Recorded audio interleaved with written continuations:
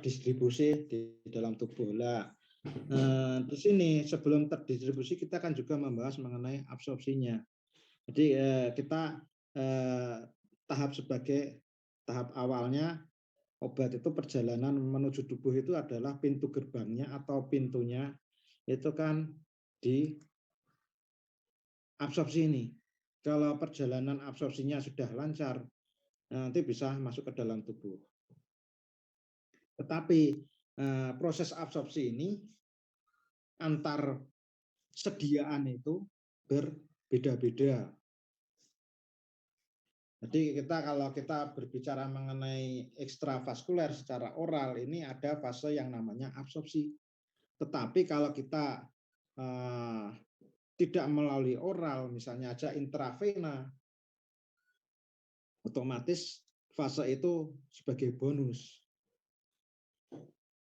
Tidak harus melalui absorpsi dulu. Karena apa?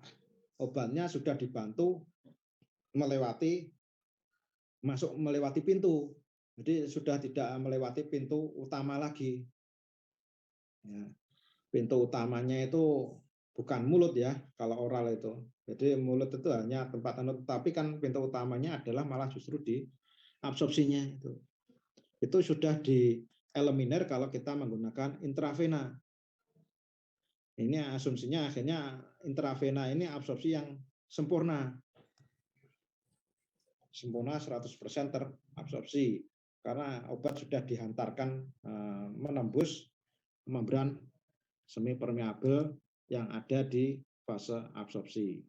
Tetapi kita harus mempertimbangkan kondisi-kondisi yang lainnya, entah itu melewati oral, entah itu melewati topikal, itu juga selalu kita harus mempertimbangkan hal tersebut. Oke, ini yang masuk sudah berapa orang ini? Nggak kelihatan di sini. 40 ya.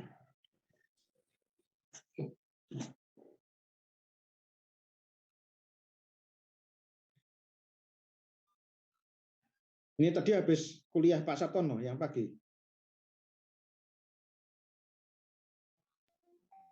Iya, Pak. Di kampus atau di mana?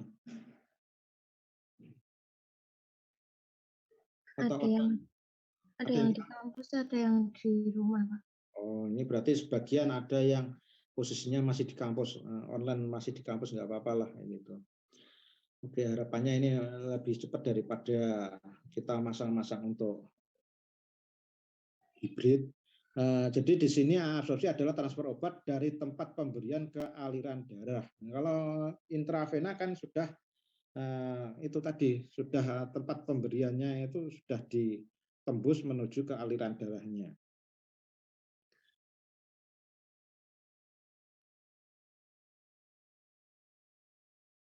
Jadi ini supaya antisipasi bagaimana kita utak-utik itu maksimal absorpsinya itu. Dan liku-likunya obat itu bagaimana terjadinya absorpsi. Makanya di sini kita bahasanya itu mekanisme absorpsi obat. Ya meskipun masing-masing itu secara umum itu mekanismenya misalnya aja difusi pasif, tetapi sebenarnya mekanisme yang lainnya itu cukup banyak sekali. Dan ada yang spesifik bahkan tidak melewati atau tidak mengikuti mekanisme itu difusi pasif dengan mekanisme yang lainnya. Ini kok masih ada yang waiting ini.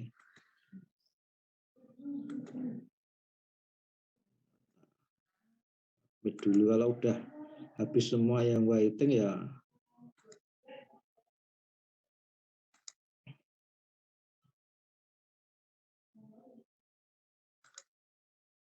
oke.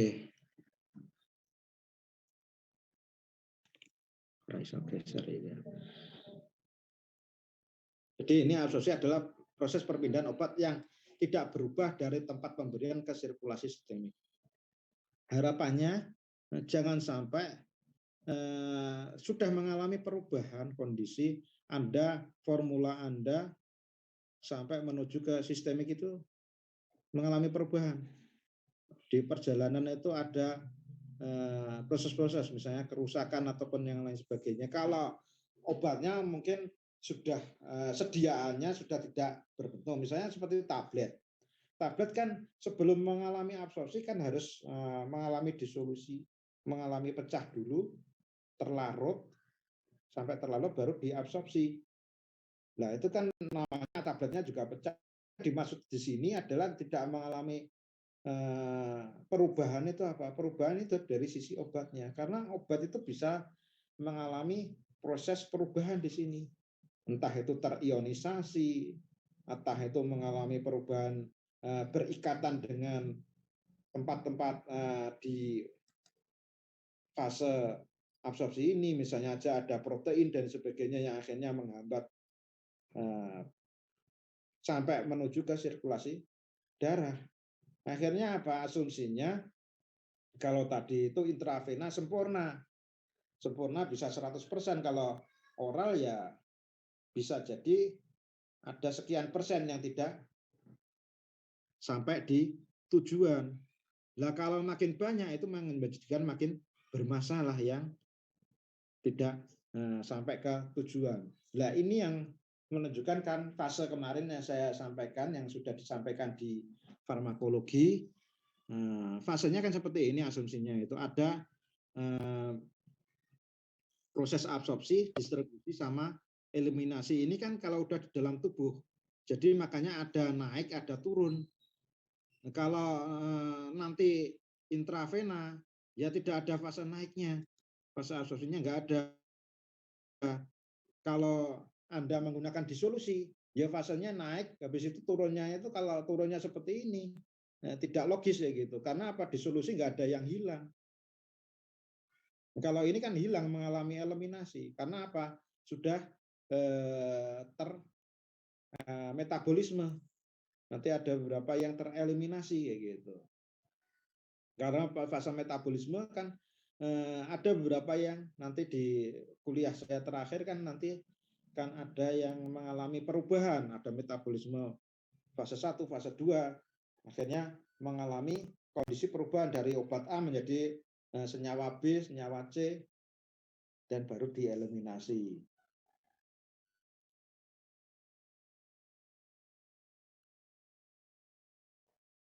Jadi akhirnya harapannya tidak sampai subterapeutik.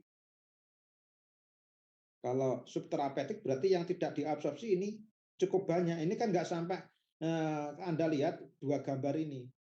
Dua gambar itu yang satunya itu absorpsinya bisa sampai melewati minimum effective concentration jumlah obatnya, tapi satunya tidak bisa sampai di minimum effective concentration. Ya berarti kan juga subterapeutik. Jadi intinya nggak bisa nembus. Nggak bisa nembus apa? Akhirnya kan Anda pada waktu kemarin-kemarin membuat formula obat, Pak, formulanya saya buat solid dispersi, Pak, saya buat dalam bentuk AMOF, Pak, saya buat dalam bentuk kristal, Pak, saya buat dalam bentuk ini dan lain sebagainya. Ini Pak, karena misalnya aja obatnya problemnya adalah kelarutan. Obat problem kelarutan banyak sekali, misalnya aja nggak bisa larut, otomatis nggak mau terabsorpsi kalau nggak bisa larut, karena apa? Cairan kan menembusnya itu kan melalui pori-pori. Pori-pori yang, Pak, apakah harus terlarut sempurna, Pak? Enggak harus terlarut sempurna. Ada beberapa yang mekanismenya kalau menimbul absorpsinya itu melewati lubang-lubang yang ada di membran itu, yaitu pori-pori yang ada di sana. Itu partikel-partikel ukuran tertentu masih bisa masuk, tapi ukuran tertentu bahasanya itu. Ukuran tertentu itu berarti kan kalau partikelnya masih besar-besar ya juga tidak masuk. Ini ya kita bahas di tempat absorpsi ini. Padahal di kategori obat itu perjalanannya masih panjang, tetapi di absorpsi itu sebagai pintu gerbangnya. Kalau Anda bertamu ke orang lain, ke rumah seseorang, kalau Anda belum bisa masuk pintunya aja sudah bermasalah. Jadi kan Anda nggak bisa masuk ke rumahnya, nggak bisa menemui yang di dalam rumah. Kalau Anda nggak bisa masuk ke rumah. Asumsinya kalau reseptor itu tempat aksi itu kan di dalam rumah, nggak ada. Berarti maksudnya tuan rumah itu yang keluar nggak ada, keluar melewati pintu nggak ada, menjemput itu nggak ada. Reseptornya itu nggak ada yang mau menjemput, tetapi yang membantu Ada mungkin misalnya aja pembantunya itu keluar duluan, terus habis itu masuk ke dalam mengantarkan ke tuan rumahnya, ya tuan rumahnya itu tetap duduk di rumah di dalam. Itu kalau obat seperti itu. Jadi nggak ada yang obat itu menjenguk keluar, itu apa reseptornya itu nggak ada. Ya itu yang menjadi permasalahan kalau pintunya tertutup, nggak ada yang mau membuka pintunya, itu akhirnya nggak, pesan Anda nggak mau sampai di tuan rumahnya itu. Itu kan asumsi untuk absorpsi. Jadi kan krusial sekali. Krusial sekali kalau itu titik awalnya belum nggak sampai masuk, ya udah basalam yang lain-lain. Kecuali kalau ini misalnya aja intravena ini melewati jalur khusus, mungkin pintu belakang, akhirnya bahasanya itu bisa masuk rumah melewati pintu yang lainnya. Jadi kalau pintu oralnya itu harus melewati absorpsinya itu. Itu ada intravena, intramuskular, subkutan, itu pun juga sebenarnya kalau kita bahas lebih dalam ini pun juga berbeda di antara tiga ini. Ataupun yang lain-lain kan sebenarnya parenteral kan macam-macam ya, tidak hanya tiga ini. Kalau enteral bisa sublingual, oral, rektal. Nah, lewati oral sama bukal itu berbeda juga, Mas Mbak. Karena apa? Kalau oral orientasinya bahasanya di sana itu nanti masuk di saluran gastrointestinal. Tapi kalau bukal nggak masuk gastrointestinal, sublingual nggak masuk gastrointestinal, meskipun perjalanan melalui mulut, sama-sama masuk mulut. Tapi kalau bukal itu di bawah lidah, di sublingual ya di bawah lidah, di bukal itu di pipi, diselipkan di pipi. Nah di sana itu absorpsinya di mana Pak? Kalau kayak gitu Pak, ini jangan digebyah atau salah kaprah. Karena apa? Sama-sama masuk mulut, semuanya melewati gastrointestinal, terus nanti usus dan sebagainya. Enggak kayak gitu. Kalau bukal nanti absorpsinya itu ya di bawah pipi itu, di membran-membran di bawah pipi, di bawah lidah itu. Di sana langsung terabsorpsi. Jadi kalau terabsorpsi ya nanti pembuluh darahnya lebih cepat saya kira daripada aliran ke melewati oral. Jadi ini menjadikan kalau obat-obat tertentu nggak tahan terhadap asam kayak gitu, bukal boleh. Ini menjadi solusi baik itu, sublingual ataupun ODT, oral disintegration tablet, itu yang nanti terdisintegrasi itu di mulut, itu sudah terdisintegrasi ya gitu. Di area mulut itu ya udah nggak perlu perjalanan lebih lanjut. Karena apa? Di sana absorpsinya. Memang sengaja di sana absorpsinya itu. Kalau yang lain-lain nanti absorpsinya itu kalau oral larinya itu nanti ke entah itu di lambung, entah itu di usus, entah usus halus, entah usus besar kayak gitu kan, kayak gitu. Belum kita mempelajari mengenai transdermal, itu kondisinya absorpsinya atau pintunya juga berbeda lagi. Inhalasi juga berbeda lagi. Ini kalau kita absorpsi melewati gastrointestinal. Logikanya atau dasarnya seperti ini, bahwa ada sel membran yang susunannya itu ada ya cenderung semi permeabel dengan komposisi ada non polar, ada polarnya, ada lipidnya yang di sana itu berikatan dengan fosfat menjadi fosfolipid, ada yang berikatan dengan protein, lipoprotein akhirnya kayak gitu. Nah, itu, tapi di sela-sela ini Anda mengamati ada lubang ini. Lubang inilah yang menjadi celah obat-obat tertentu itu bisa melewati ukuran di ukuran ini. Ini adalah obat-obat yang apa, Pak? Obat-obat yang cenderung polar, Mas Mbak. Polar banget itu nanti nembus ini, nembus yang subkutannya itu, yang jaringan itu menjadi agak sulit. Akhirnya melewati celah-celah yang ada di sini.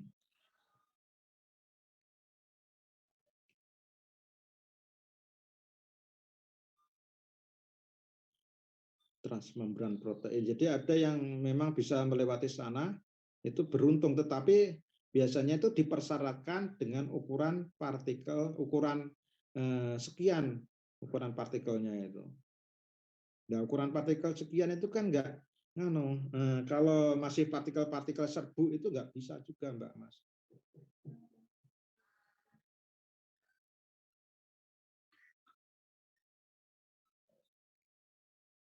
Ya ini kan non polarnya itu di tengah-tengah itu cukup ranjau-ranjaunya bahasanya. Ya memang di atas sama di sisi dalamnya, di bagian atas itu kan ada sisi-sisi proteinnya. Itu yang bisa polar, tapi kan habis itu kan fase-fase non polar, banyak non polarnya di sana. Yang akhirnya menjadi bermasalah untuk bisa masuk. Nah, ini ketebalannya 70 sampai 100 angstrom. Ini memang sekitar itu untuk membran-membran sel itu ya, meskipun lebih ada variatifnya di beberapa tempat memang berbeda-beda. Kadangkala apa begini ya, ini kan rentang itu masing-masing individu itu dari ras yang berbeda, dari jenis kelamin yang berbeda, usia yang berbeda, itu tetap ketebalannya juga akan berbeda.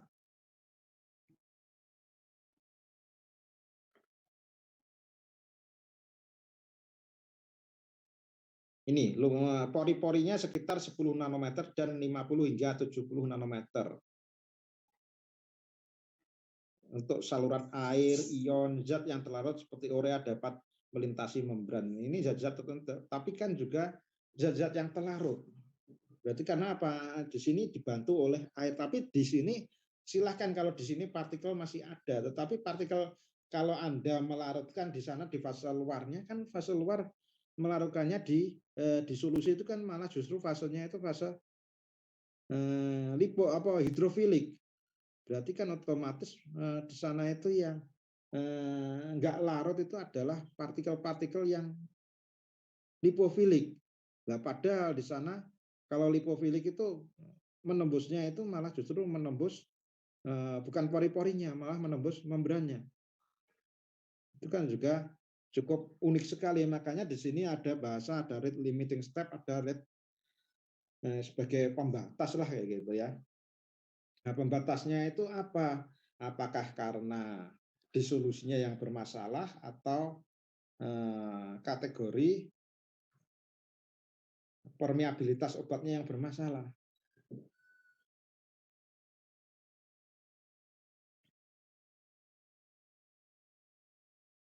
Ini penampang melintangnya ya.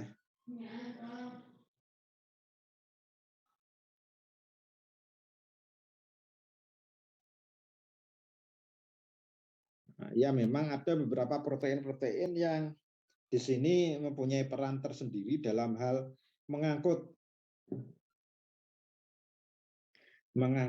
obat-obatan sebagai transport. Di sini ada yang membantu proses masuknya obat-obatan. Di antara sela-sela itu ada yang mengandung ini peripheral protein, integral protein ini. Ini membantu terutama yang obat-obatan yang cenderung polar. Ini bisa terbantukan. Nah, ini kan proteinnya ada yang dari dalam sampai luar ini, maksudnya seperti itu. Gambarannya yang besar itu. Nah, ini kan terbantukan, tetapi kan juga tidak semua lini seperti itu. Kalau yang lain-lain malah justru permukaannya banyak yang dilapisi oleh minyak. Ya, yang menjadikan problemnya akhirnya seperti itu. Satu sisi mudah terdisolusi, tetapi kok satu sisi nggak permeabel terhadap permukaan membran ini. Makanya ada obat-obatan yang kategori BCS kelas 1, BCS kelas 2, BCS kelas 3 dan sebagainya, cenderung permeabel apa tidak gitu. Lah permeabel hubungannya kemampuan untuk absorpsi ini, bagaimana menembus suatu membran. Secara prinsip di sini mekanismenya itu ada beberapa, ada transseluler, ada intraseluler, transseluler atau intraseluler ya, ada pasif, ada aktif. Terus ada yang lain lagi paraseluler, ada vesikuler. Tetapi yang paling utama adalah transseluler, intraseluler. Jadi ada pasif sama aktif. nanti kan ada yang lain lagi interseluler itu yang relatif tidak banyak lah kayak gitu. Jadi kalau nanti saya prosentase itu nanti ada beberapa yang prosentasenya di antara mekanisme itu yang paling banyak, tetapi ada obat-obat tertentu yang mekanismenya yang lain. Jadi di sini mekanisme pasif ada pasif diffusion, ada ini apa? Difusi terfasilitasi, ada pore transport itu menempati lubang-lubang tadi itu, ion pair transport. Kalau aktif transport ini di sini ada menggunakan energi. Kalau di pasif itu tidak membutuhkan energi.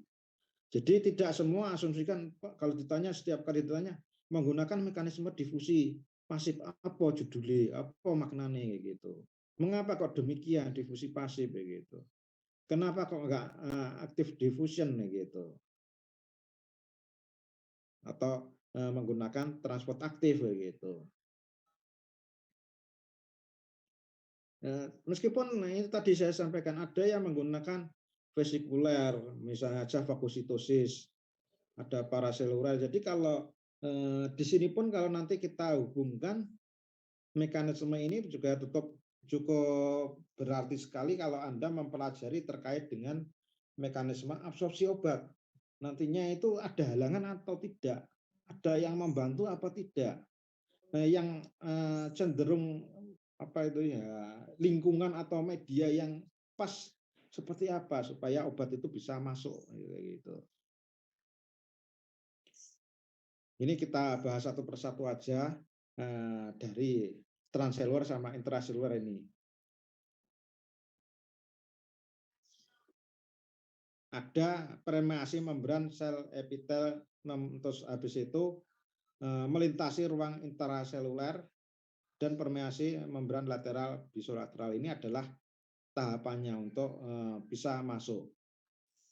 Tetapi di sini pun kan juga ada tadi minimal 3 mekanisme. Nah, apa yang membedakan di antara 3 itu? Sama-sama transseluler gitu. Ini kalau pasif di sini ya secara umum ya, entah itu difusi pasif, entah itu tadi itu terfasilitasi, transport terfasilitasi tadi itu intinya di sini tidak memerlukan energi. Jadi ada gerakan molekul Brown, gerak Brown yang melewati lapisan ganda lipid di sini. Di sini sebenarnya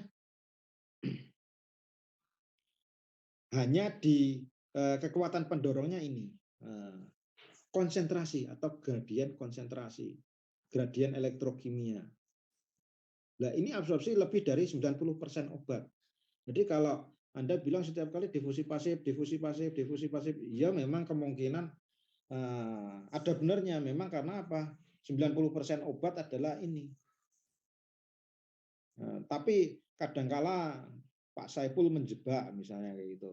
Itu obatnya mekanismenya butuh difusi pasif ini karena mungkin beliau menjebak mencari obat-obatan yang mekanismenya di luar difusi pasif sehingga Anda harus memutar otak untuk mencari solusi yang terkait dengan hal tersebut.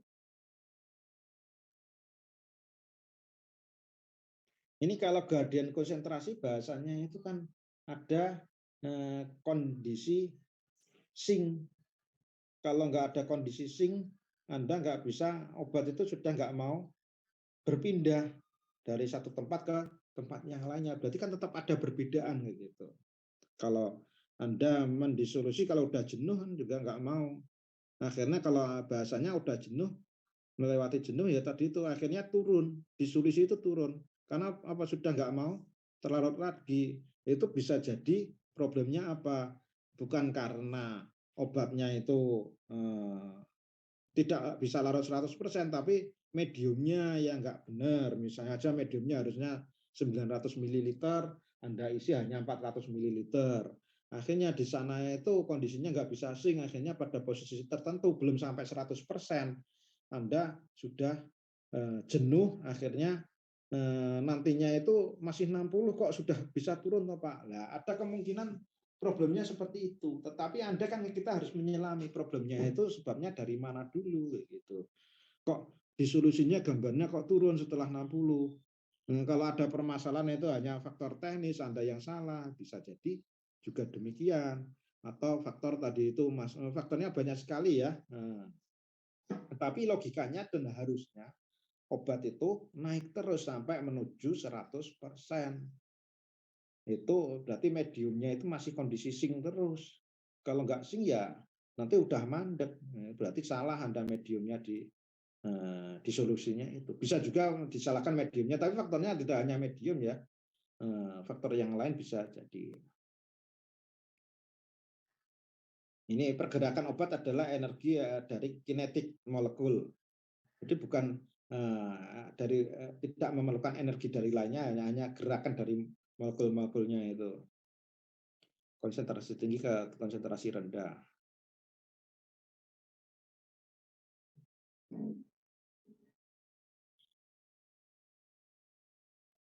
Ini perbedaan sekilas.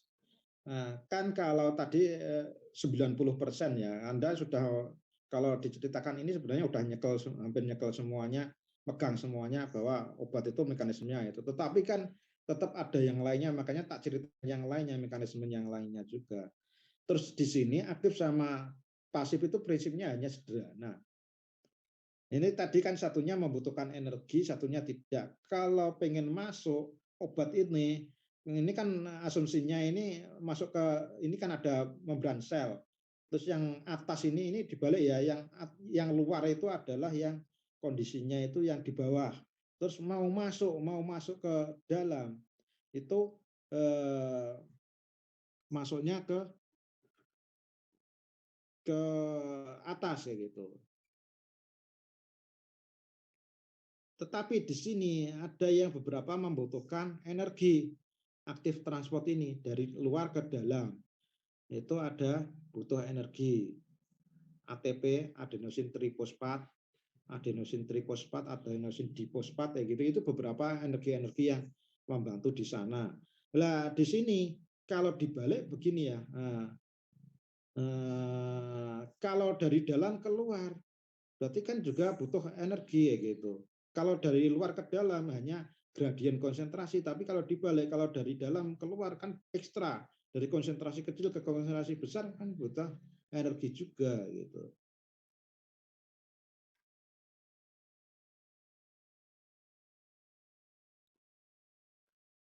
Ini ya tadi itu karena gradien konsentrasi itu gambarannya jelas enak sekali. Satunya itu ada yang konsentrasinya tinggi, satunya yang rendah lower solute concentration, satunya high solute concentration.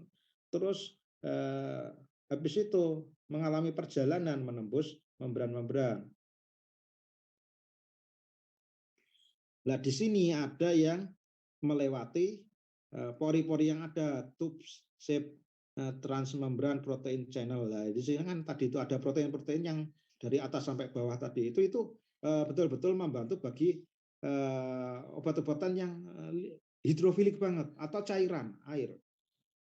Itu bisa menembus dengan lancarnya di sana. Tetapi kan kalau itu cenderung lipofilik, ya melewati membran-membran yang ada. Nah, kalau kayak gitu lebih mudah mana Pak menembusnya, polar atau non polar Pak? Kalau kita lihat penampangnya ya paling banyak ya penampang yang non polar di sana itu yang bisa menembus. Tapi kok harus nganu Pak, kalau disolusi obat-obat kok bermasalah yang tadi itu ya harus dilarutkan dulu, harus disolusi dulu kayak gitu. Enggak larut harus dibuat larut kayak gitu. Karena apa tadi itu? Yang bisa menembus melewati pori-pori itu malah justru adalah air, cairan, dan sebagainya tadi itu. Pori-porinya karena apa? Ada proteinnya tadi itu. Jadi malah justru yang polar-polar. Kalau non-polar berarti bermasalah. Makanya non-polar menjadi problem tersendiri. Tetapi kalau sudah terlarut di sana, menjadikan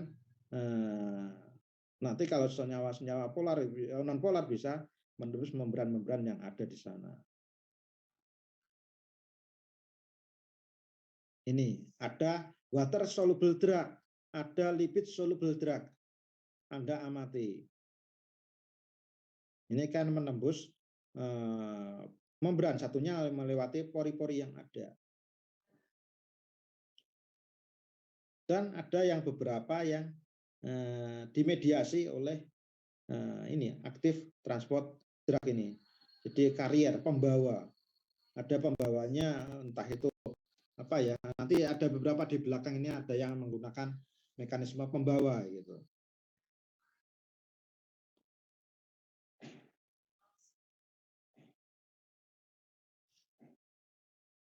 Obat yang larut dalam lipid non terionisasi atau non polar mudah diserap melalui membran itu sendiri ya gitu.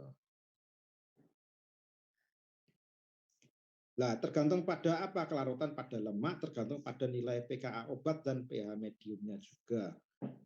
Nah, nanti kalau ada kondisi pH-nya yang nggak sesuai, terionisasi pengaruh apa tidak apa? Ya tetap pengaruh. Nanti terionisasi malah di perjalanan ada terikat.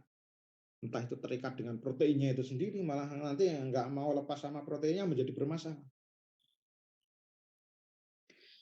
Lipid bilayer, membran sel, ada intraseluler. Jadi ini timing, times. Ini kan warna biru lama-lama ke kanan ini. Ini kan lama-lama seimbang seperti itu. Kalau udah seimbang ya udah nggak bisa masuk. Nah itulah problem tersendiri kalau mekanisme absorpsinya. Makanya kalau saya bilang kemarin bioavailability-nya itu kan hubungannya sama jumlah sama kecepatan perpindahannya. Kecepatan masuknya.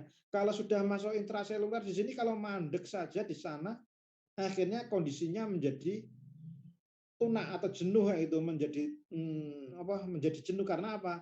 Kondisinya antar satu sama step di luar sama di dalam ini menjadi imbang di sebelah kanan paling kanan ini. Ini sudah nggak mau bergerak. Kalau mau bergerak lagi gimana Pak? Yang intraseluler itu jangan sampai ngumpul aja, nggak mau pindah. Kalau bisa ya nanti udah terdistribusi di pembuluh darah. Maksudnya itu sudah lari kemana-mana di dalam tubuh. Kalau hanya berhenti setelah melewati lipid bilayer ini, membran selnya ini nggak mau pindah, ya akibatnya nanti ada banyak obat yang antri di luar. Nah ini kecepatannya menjadi lama dan nggak mau terabsorpsi. Kalau nggak mau terabsorpsi berarti jumlahnya udah sedikit yang cuma separuhnya yang terabsorpsi. Belum nanti di dalamnya perjalanannya obatnya juga lambat. Nah itu nanti efeknya juga menjadi cukup krusial sekali bermasalah. Jadi ini tadi, jadi masalah jumlahnya sama kecepatan perpindahannya juga cukup dibutuhkan. Kalau ilustrasi sederhana seperti itu, seperti ini. Jadi kan gampang sekali ya gitu.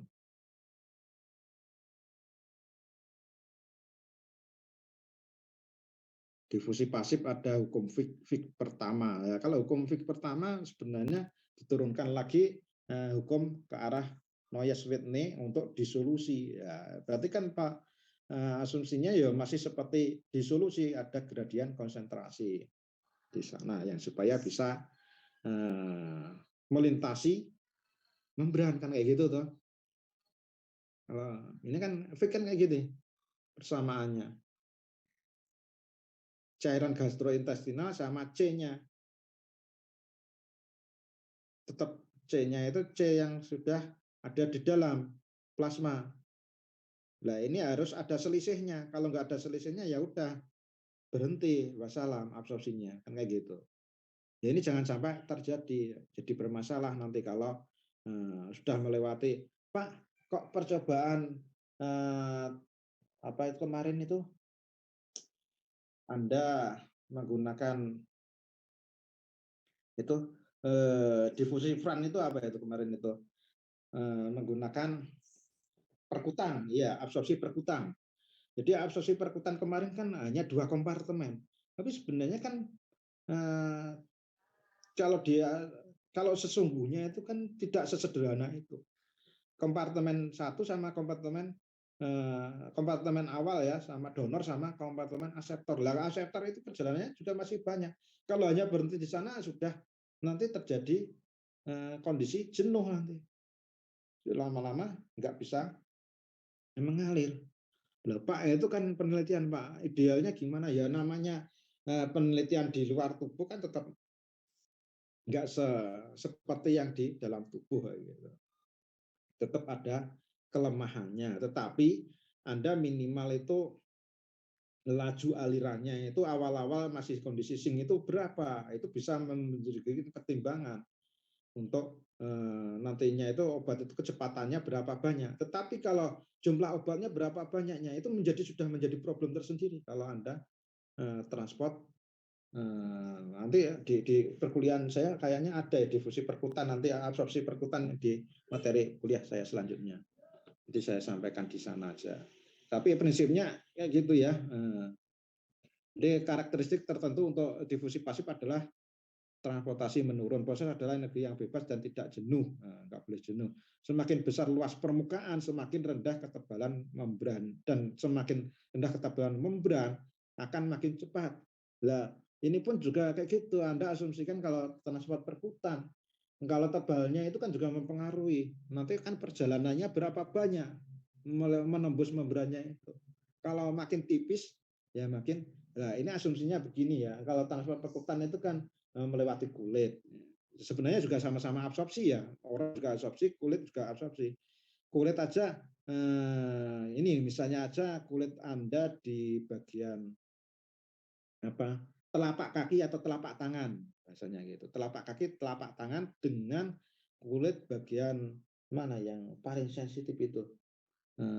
Misalnya saja asumsinya bagian apa itu kulit yang paling tipis itu mana itu kulit tubuh gitu ya, kulit manusia yang luar itu paling tipis apa ketiak atau bagian pipi atau mana ya. Nah, itu tetap berbeda ya antara kondisi di tadi itu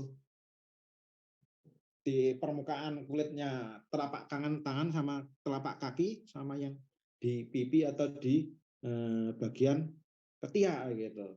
Itu nantinya absorpsinya juga makin cepat yang di ketiak ataupun di pipi dibandingkan yang di kaki atau tangan. Karena apa? Ketebalannya juga otomatis jauh sekali, apalagi lapisan stratum corneumnya itu yang menjadi paling tebalnya yang menjadi bermasalah. Equilibrium dicapai ketika konsentrasi di kedua sisi membran menjadi sama. Nah, terjadi keseimbangan. Tapi kalau udah keseimbangan kayak gini ya nggak mau jalan. Semakin besar koefisien partisi membran air, semakin cepat absorpsinya.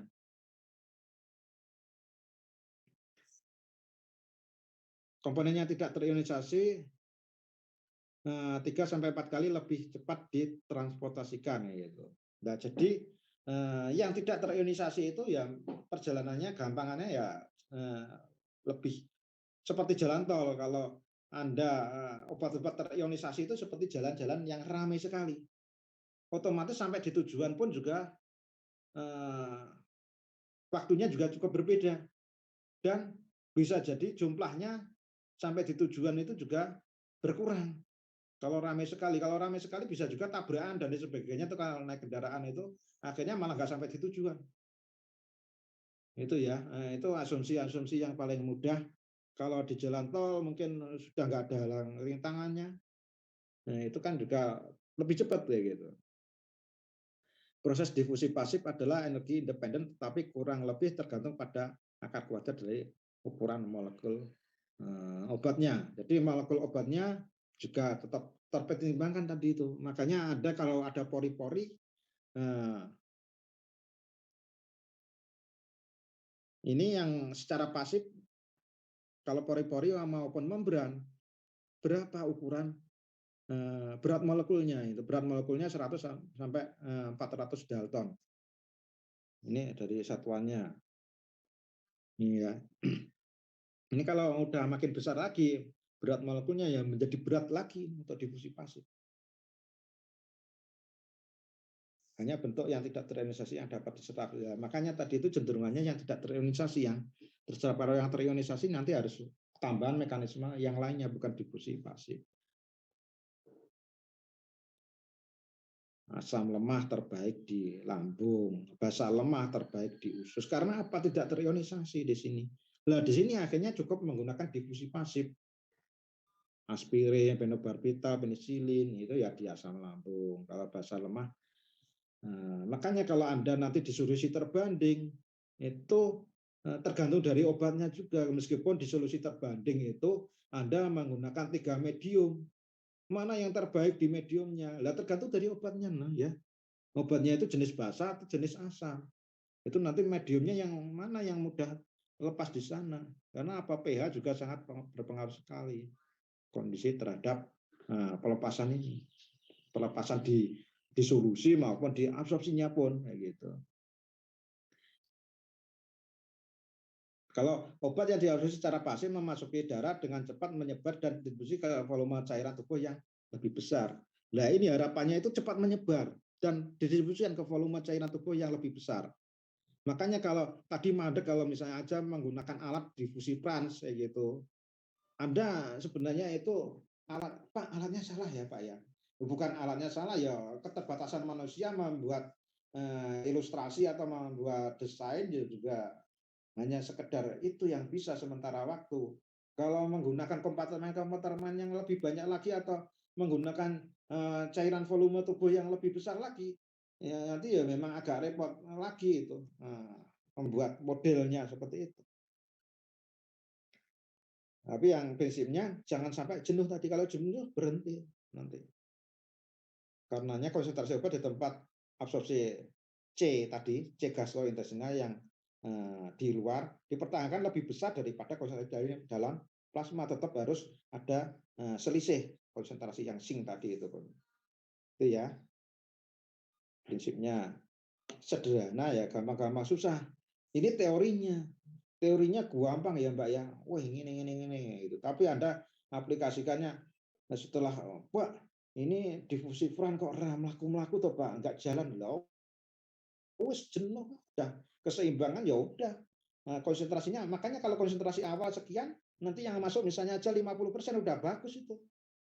Karena kalau 50-50 kan 100. Anda logikanya kan bahasa sederhananya kan kayak gitu. Jangan diprotes-protes, Pak. Ini kok yang terabsorpsi konsentrasinya kok tadi saya 100 misalnya aja 100 miligram per mili atau apa ya, pakai satuan apa atau 100 miligram saja satu obat sebelum dilarutkan kayak gitu misalnya aja. Terus nanti Anda, Pak, yang di sini kok setelah saya analisa menggunakan spektrum kok konsentrasi paling tinggi kok 50 Pak, bahkan di bawahnya gitu 48 atau apa, ya logis saja. Nah, kalau itu difusi pasif ya, itu kalau difusi pasif loh ya, nggak ada transport yang membantu untuk di sana obat, tergantung jadi obatnya. Makanya kalau obatnya nanti difusi pasif itu sudah 50-50 udah bagus, Pak kok ternyata di atas 50 ya Pak ya, berarti ada mekanisme yang lainnya Mas Mbak, bukan hanya difusi pasif. Ya tergantung Pak Saifulnya ngasih obat apa di sana terkait dengan obat-obat jenisnya itu. Ngevaluasi kan Anda ngevaluasi, lihat aja obatnya apa jenisnya. Kalau obatnya difusi hanya mekanisme difusi pasif kok konsentrasi Anda di atas 50, malah nggak logis itu. Nah, gitu. Tadi itu nggak ada gradiennya sudah jenuh kok itu nggak bisa melewati lagi. Dalam kondisi penyerapan biasa, di sini ada nilai D, ada A, ada KM, ada W, dan seterusnya. Ini kan tadi persamaan Fick tadi itu dapat diganti dengan P yang disebut permeabilitas, koefisien permeabilitas. Nah, permeabilitas sendiri kemudahan di mana dapat menyerap atau berdistribusi melalui membran itu. Jadi permeabel apa tidak obatnya itu. Nah, di sini kalau tinggal nganu aja, disingkat saja tadi Anda masih ingat ya rumus Fick tadi itu. Ini sebenarnya turunan dari Fick tadi. Terus gabungan-gabungan macam-macam jadi P. Terus tadi saya seterusnya kan ada C, GT sama C saja tadi ya. C di sana itu sebenarnya CP boleh, C plasmum juga, C plus juga boleh. Maksudnya itu di sana itu C kurangi C GIT gastrointestinal dikurangi C plasma. Lah ini kalau kondisinya C-nya di plasma itu sangat kecil sekali, masih lancar awal-awal, itu ya cuma yang mempengaruhi adalah CGT-nya. Gitu ya, maksudnya seperti itu. Persamaan ini sebagai orde pertama. Jadi orde pertama itu ya kalau Anda masih ingat ada orde 0, ada orde 1, ada orde 2. Orde 1 itu bisa lurus. Itu nantinya itu nganunya itu apa? Kalau Anda hubungkan kan misalnya saja ini mohon maaf. Praktikumnya Anda hubungkan misalnya antara konsentrasi dengan T, waktu dengan C. Itu kalau Anda hubungkan garis lurus itu tidak logis, Mas Mbak. Kalau difusi pasif itu nggak logis. Pak, munculnya kok lurus, Pak? Nggak logis. Lah harusnya apa? Harusnya itu melengkung. T versus C. Kenapa? Di situ C-nya itu C langsung, Anda hubungkan C langsung. Tapi kalau setelah Anda lockkan baru lurus. Berarti sebenarnya nanti ada ritmenya. Ritmenya itu apa? Bisa awal-awal itu cepat, bisa juga lama-lama menjadi lambat. Gitu. Makanya melengkung. Kalau melambat itu apa? Mendekati sudah tidak sing lagi. Sudah mendekati jenuh. Lama-lama menjadi melambat. Itu. Jadi mekanismenya itu gampang-gampang susah kalau di nganu ya pena ceritanya pena ini gitu. Tapi Anda kalau udah ngalami cukup rumit sekali, namanya praktikum biofarmaseutika itu liku-likunya lebih banyak sekali. Apalagi Anda nanti ke arah sampai di dalam tubuh sudah in vivo, sudah lagi nanti Anda klinik, nanti parameternya macam-macam. Kondisi fisiologis tubuh Anda bagaimana, masing-masing orang berbeda-beda dan sebagainya. Makanya tak ceritain belakangan setelah ini aja. Relative permeability difference molecule to lipid bilayer tadi itu. Ini asumsinya kayak gini, gampangnya. Hidrofobik molekul secara ringan kan menembus membran dengan mudahnya. Small ini yang apa ini yang polar molekul kecil yang molekul polar yang besar polar ini menjadikan apalagi makin banyak yang tertolak gitu. Berarti ini kan sebenarnya yang tidak terionkan uncharged ini. Berarti yang tidak terionkan itu masih bisa. Kalau yang terionkan ini menjadi bermasalah lagi. 100% balik Mbak Mas yang terionkan itu. Ini adalah difusi pasif seperti itu. Jadi mekanismenya kalau Anda menggambarkan seperti ini, Anda selalu ingat sampai seterusnya bahwa kalau ion-ion itu bukan difusi pasif. Karena apa? Ini tertolak 100%. Ini saya ngambil dari buku loh Mas Mbak, bukan dari saya. Ini saya crop kayak gitu. Jadi ini memang sudah beberapa sudah diilmiahkan ini informasi ini dasarnya ini. Jadi kalau hidrofobik molekul 100%, tapi kalau polar dengan molekul yang kecil masih mungkin 50-50. Tapi kalau molekul yang polar tapi ukurannya besar, itu mungkin yang 30 yang masuk, yang 70 yang tertolak gitu. Nggak bisa terabsorpsi. Ini ada asumsi yang lainnya. Hidrofobik molekul, benzen masuk lancar, etanol relatif lancar, glukosa udah tertolak, amino-amino tertolak gitu.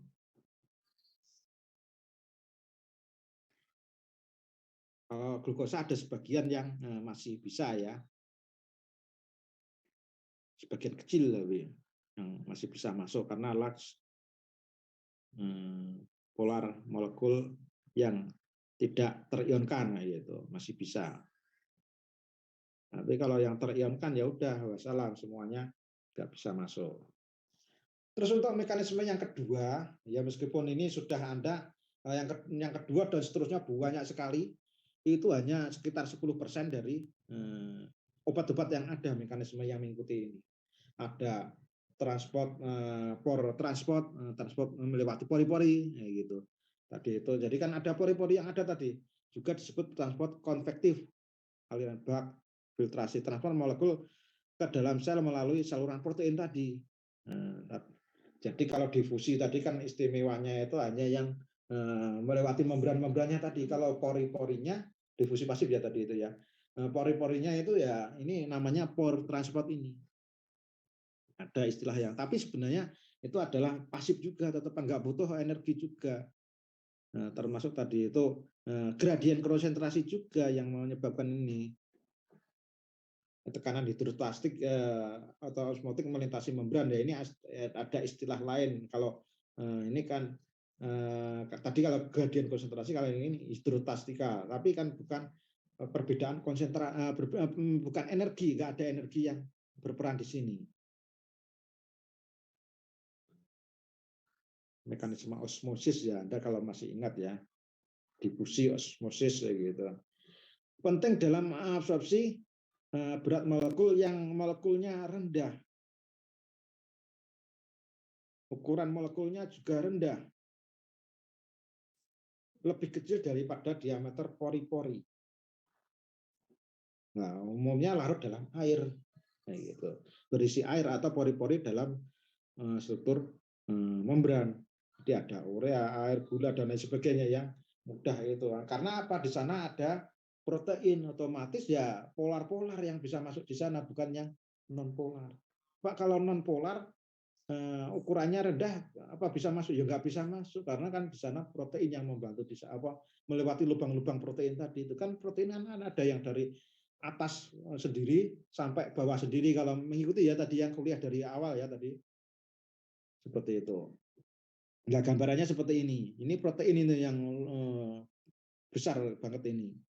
Ini kan ada bola-bola kecil-kecil ini kan asumsinya adalah partikel yang ukurannya kecil-kecil tapi polar atau yang terlalu dalam air.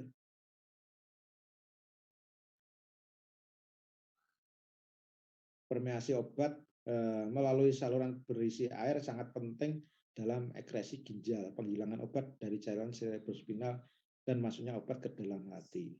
Nah, ini sebenarnya mekanisme-mekanisme ini tidak hanya kan membran itu tidak hanya diabsorpsi saja ya, bisa juga di mekanisme di tempat lainnya. Kalau sudah melewati tempat-tempat lainnya, ternyata ada membran lagi, termasuk kalau sudah mengalami fase-fase metabolisme kan mengalami ekresi. Ekresi nanti ekresi di ginjal ini. Sudah ini pun juga ternyata banyak model-model permeasi seperti ini. Pore transport ini. Aliran besar air terjadi bersama dengan molekul padat kecil melalui saluran air. Aliran solvent yang mendorong pengangkatan segala macam ini disebut solvent drag. Jadi solventnya ya air aja gitu. Jadi kalau melihat dari sini ternyata ginjal itu berperan dengan maksimal, kan ada apa ya itu ya pori-pori pori-pori apa ya penyaring ginjal itu ya, yang itu yang namanya apa itu ginjal itu kan sebenarnya sudah polar semua. Metabolisme itu menuju polar, obat yang non polar menjadi polar, akhirnya di ekresi itu sudah polar obat itu. Nah, ekresinya itu di bank transport ini kebanyakan di ginjal, entah itu air, entah itu obat-obatan, tapi kan udah polar. Nah, makanya kalau orang yang terbaik adalah kalau minum malam hari itu jangan terlalu banyak-banyak ya, nanti kerja di filter saluran sekresi ginjal itu menjadi berat, karena nanti keluar nanti kerja membran ginjal itu menjadi berat sekali. Senyawa berantai atau linear dengan berat molekul hingga 4 kali dapat diabsorpsi melalui filtrasi.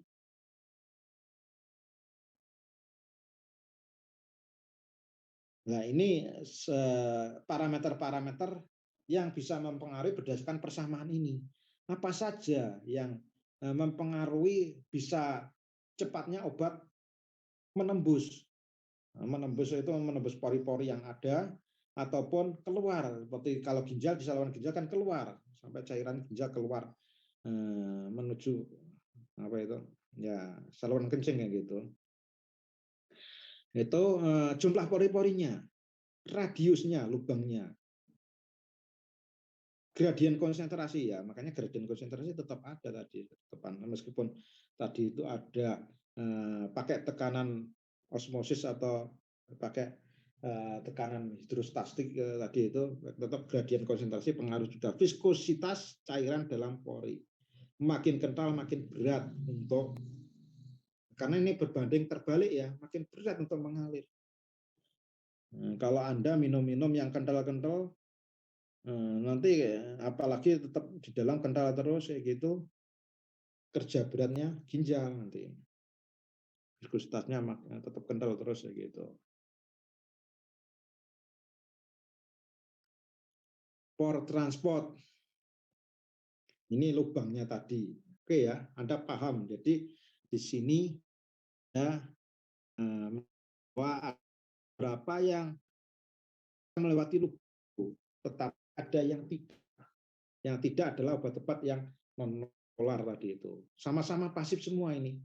Ada 3 yang pasif itu. Ada yang melewati membran difusi pasif secara umum, ada yang melewati pori-porinya tadi, pore transport, ada ion pair transport, pasangan ion. Absorpsi obat-obatan seperti senyawa amonium kuartener dan sebagainya. Ini obat yang terionisasi pada semua kondisi pH. Jadi posisi pH rendah, pH tinggi dan sebagainya terionisasi.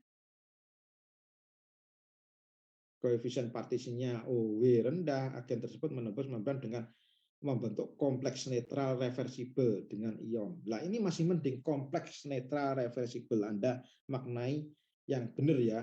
Kompleks netral reversibel. Ini berarti kan bahasanya ini ada obat tertentu, ini obat-obat ini enggak semua obat ya, makanya ini dicontohkan ini. Misalnya asam sulfonat gitu. Terus ini karena obatnya itu terionisasi di pH semua pH, entah itu jumlahnya enggak terlalu banyak, ionisasinya tetap terionisasi. Terus akhirnya itu membentuk kompleks. Kompleks akhirnya netral, ionnya itu obatnya itu menjadi netral. Tetapi nanti keluar itu menjadi obatnya itu sendiri, jadi hanya reversibel. Reversibel itu nanti enggak terikat terus di perjalanannya, pada proses masuknya saja, masuknya membran saja. Dengan ion endogen gastrointestinal. Jadi ion-ion yang ada di gastrointestinal itu sendiri di dalam itu yang nantinya itu berikatan dengan obatnya itu sendiri, seperti musin ya. Musin itu ternyata adalah ion, berbentuk ion-ion kayak gitu. Nah, di sana membantu obat-obatan tertentu yang akhirnya netral, obat itu netral akhirnya bisa masuk, terus reversibel di dalam itu nanti musimnya juga lepas lagi. Nah, di sana apa membutuhkan energi? Pak, enggak, ini enggak butuh energi sama sekali karena masih pasif ini mekanismenya. Kompleks semacam ini memiliki lipofilitas yang diperlukan maupun kelarutan dalam air untuk difusi pasif. Jadi ada istilah transport pasangan ion. Jadi ada beberapa obat yang mekanismenya ini. Nah, ini masih pasif semua. Jadi bukan enggak masih membutuhkan energi. Nah, ini ya ilustrasinya ya. Paling gampang kan saya memberikan ilustrasi seperti ini supaya mudah memahaminya. Ini ada kationik, ada misalnya banyak kationik, bisa juga anionik ya gitu ya. Terus ada endogen. Endogennya itu musin tadi yang anionik, berikatan. Akhirnya netral obatnya itu terus menembus difusi pasif melalui membran. Seperti obat-obatan yang lainnya. Difusi pasif tapi nanti lepas lagi setelah masuk pembuluh darah gitu. Pengangkutan molekul bermuatan karena pembentukan kompleks netral dengan muatan molekulnya membawa muatan yang berlawanan. Waalaikumsalam. Ion pair transport di sini seperti ini ya. Ini ilustrasi yang lainnya, prinsipnya sama seperti tadi, itu menjadi netral. Terus free drug, obatnya menjadi lepas lagi, obat bebas kayak gitu.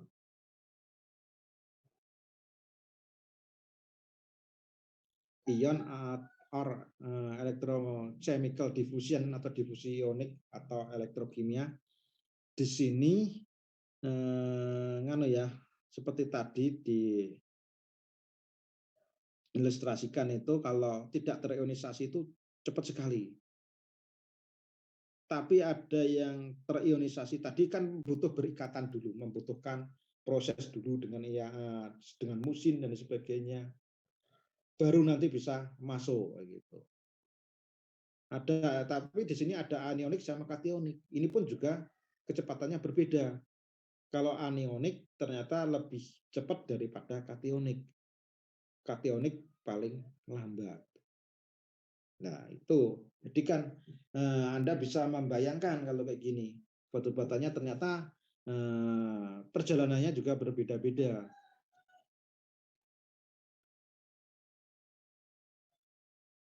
Bentuk molekular zat terlarut tidak terpengaruh oleh muatan membran dan meresap lebih cepat dari bentuk kationik. Jadi kalau bentuk molekuler itu maksudnya itu yang tidak terionisasi, gitu ya,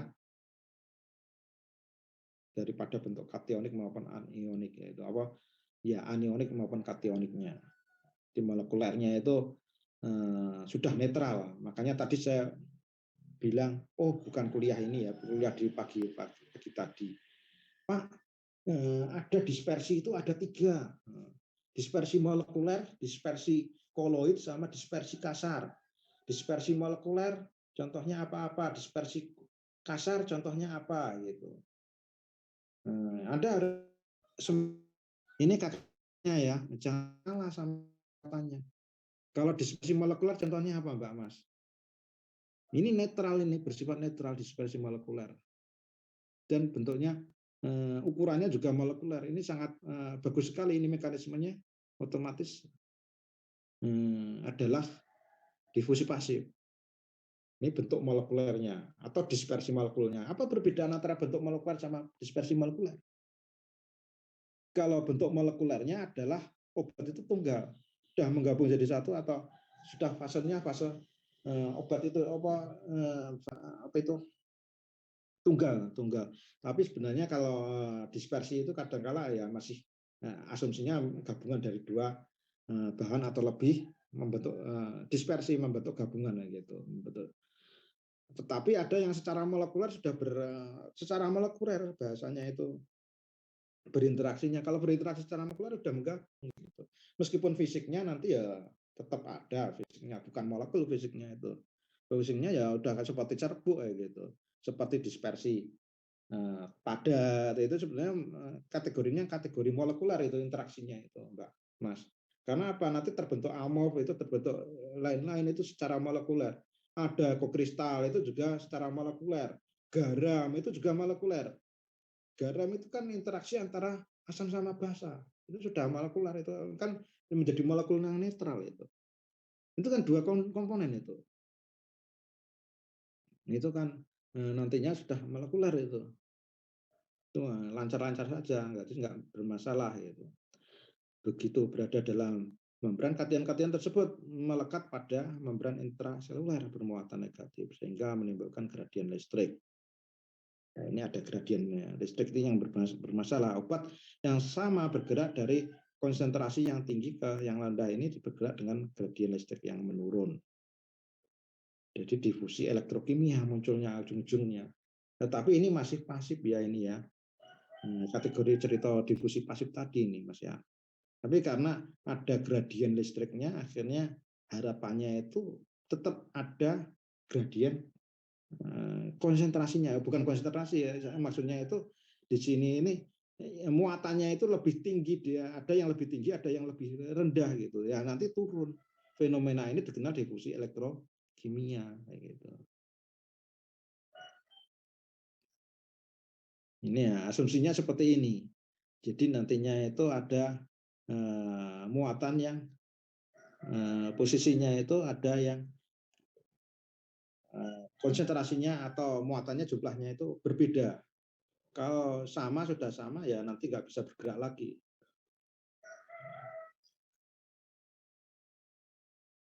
Carrier mediated transport dengan media pembawa. Ini beberapa obat polar melintasi membran lebih mudah daripada yang diprediksi berdasarkan gradien konsentrasi dan nilai koefisien partisi seperti monosakarida dan sebagainya. Jadi di sini ada butuh pembawa. Tapi pembawanya ini adalah reversible. Seperti tadi ya sebenarnya air pair transport tadi itu juga reversible. Seperti mesin yang membantu habis itu lepas lagi. Ini juga sama secara prinsip hampir sama. Reversible atau non kovalent dengan molekul terlarut yang akan diangkut. Molekul zat terlarut dan pembawa ini melintasi membran ke sisi lain di mana ia memisah dan melepaskan obat. Jadi ya intinya berinteraksi atau bergabung dan nanti lepas lagi setelah mengalami perjalanan. Pembawa kemudian kembali ke situs aslinya. Jadi pembawanya itu nantinya akan kembali ke tempat awalnya gitu. Jadi hanya membawakan saja. Menyelesaikan siklus yang ada, menerima dan membawa gitu. Istilahnya itu ya seperti tukang angkot ya gitu. Tukang angkot itu kan ada penumpangnya masuk, habis itu ngangkut ke suatu tempat, habis itu balik lagi terus ngangkut lagi orang lain lagi gitu. Yang diangkut apa adalah obat-obatannya itu. Pembawa dalam membran adalah protein ini, protein. Tapi kan tadi itu ada proteinnya tidak bergerak, bisa juga di sini yang dimaksud adalah protein yang bisa bergerak dari satu tempat ke tempat yang lainnya. Kalau protein yang awal tadi itu kan dari atas sampai bawah bisa tembus itu lingkupi oleh protein.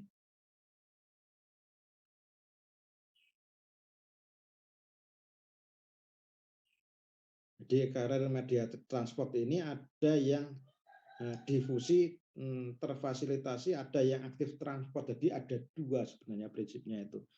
Bisa juga yang tadi itu pakai pembawa tadi itu ada yang nggak perlu energi, ada yang membutuhkan energi. Intinya seperti itu. Kalau nggak butuh energi ya itu difusi pasif. Ya di sini ini transportnya yang dimediasi ini kalau facilitated, kalau dipilah ada facilitated diffusion ini sebenarnya adalah difusi pasif yang masuk kategori sana, tetapi nama lainnya adalah kategori masih sudah difusi pasif yang membutuhkan fasilitas kan. Tadi kan mekanismenya ada yang aktif transport, ada yang pasif transport. Kalau pasif transport kan ada yang difusi pasif dan sebagainya, tapi ada difusi yang terfasilitasi gitu yang maksudnya seperti itu. Jadi di sini nggak membutuhkan energi tetepan kalau facilitated diffusion ini, tapi kalau sudah aktif transport ini sudah membutuhkan energi. Ini sama-sama membutuhkan yang namanya pembawa tadi itu. Nah, bahasanya itu begini, kalau ada tukang angkot membutuhkan energi berarti kan membutuhkan bensin. Ada yang membutuhkan bensin, ada yang di sana tidak butuh bensin. Kalau tidak butuh bensin berarti menggunakan sepeda. Itu jadi tinggal membawa pakai sepeda aja gitu. Jadi kan nggak membutuhkan bensin. Jadi itu adalah fasilitas transport ya gitu. Kalau yang nggak butuh bensin, kalau yang butuh bensin berarti kan aktif transport. Karir mediated itu secara prinsip seperti ini. Jadi tetap ada pembawanya kedua-duanya sampai ke melewati sel membran gitu.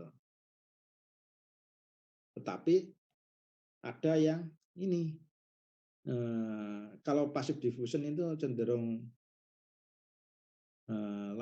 ada lengkung. Kalau karirnya ini karir mediated transport ini melengkungnya seperti ini karena apa ini? Ini jumlah kariernya bisa jadi nanti kalau jumlahnya yang berjalan itu sudah semuanya membantu, misalnya aja gini ya, ada penumpangnya sebanyak 100, terus ternyata awal-awal lancar, masih lurus-lurus terus, tapi kan suatu saat itu karena misalnya saja ada yang kelelahan atau apa gitu ya, penumpangnya 100 itu nunggu, terus di sana itu kapasitasnya misalnya aja sekali ngangkut itu misalnya aja kendaraan mobilnya itu sekali ngangkut 6, tapi nanti ada 10 armada gitu. Kalau 6 berarti kalau logikanya kan 60 gitu. Itulah ada 60, berarti yang terangkut kan awal-awal 60, tetapi kan ada sebagian yang nggak terangkut, akhirnya menjadi lambat. Kan masih ada 40 tadi itu yang tersisa. Itu yang akhirnya agak melengkung seperti ini. Jadi ada proporsinya, akhirnya karier sama obatnya itu ada sebagian obatnya yang belum terangkut ya gitu. Intinya seperti itu. Kalau pasif kan lempeng-lempeng saja gitu. Ini konsentrasi obat sama kecepatannya loh ya. Nah kalau tadi itu Pak, tadi kok katanya di depan ya. Ini yang mendengarkan mungkin akan paham, tapi mohon maaf bagi yang nggak mendengarkan mungkin nggak paham. Akhirnya kalau ditanya oleh dosen lain akhirnya nggak paham atau selenco gitu ya nggak ngerti ya. Terus akhirnya menjadi bermasalah gitu.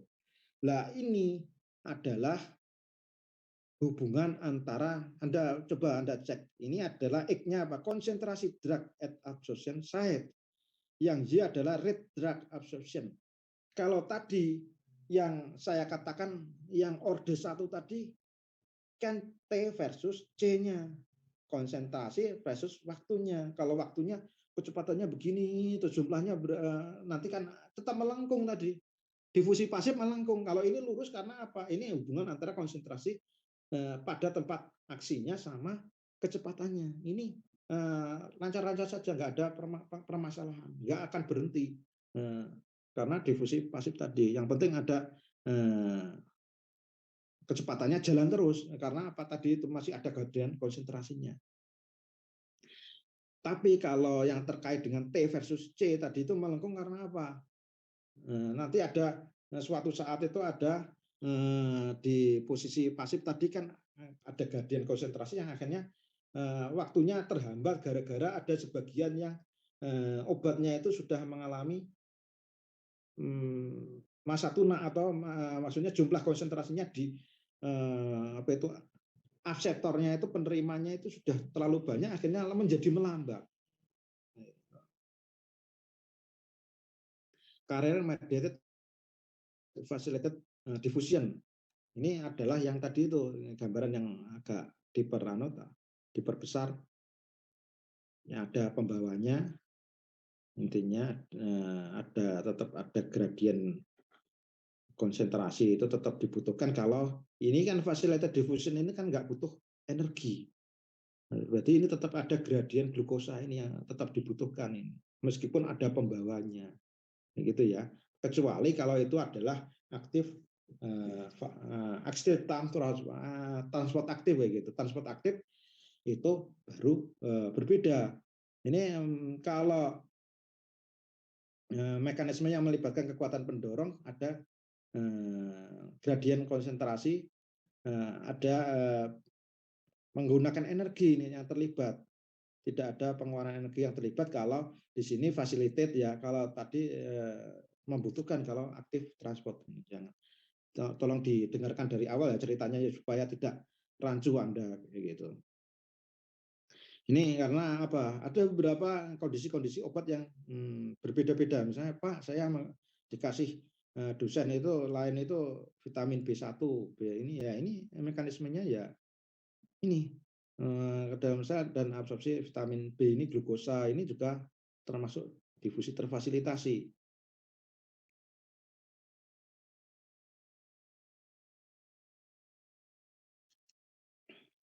Oke, dari sini harapannya Anda paham sampai di sini. Ini ada transport menurun, downhill transport gitu. Menurun tapi tidak mengeluarkan energi. Tapi nanti ini yang selanjutnya nanti ada uphill ya gitu. Itu berarti kan membutuhkan energi. Nah, ini facilitated diffusion masih nggak butuh energi ini, cukup hanya membutuhkan pembawa gitu aja. Nah, pembawanya nanti akan lepas sendiri setelah melewati membrannya.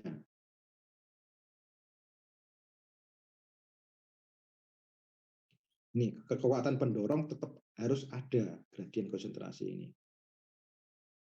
Jadi Anda tetap harus ingat kalau nggak menggunakan energi, kekuatan pendorongan gradien konsentrasi tetap ini tetap berperan.